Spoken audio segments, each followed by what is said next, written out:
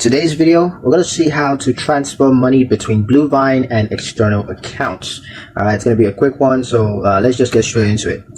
The first step is to log into your Bluevine dashboard on the website or mobile app. From there, from the main menu, just select transfers.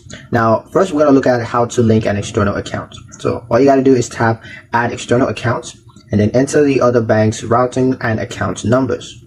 Then you're going to verify ownership either instantly by logging into the other bank or by manually using micro deposits Bluevine sends within 1 to 2 days. Now to transfer money, all you got to do is select transfer funds once the account has been linked and then choose the direction. That's from external to Bluevine, or you can just choose from Bluevine to external. Now enter the transfer amount and select the delivery speed. Standard ACH transfers take 1 to 3 business days, while same-day options may be available for a specific fee.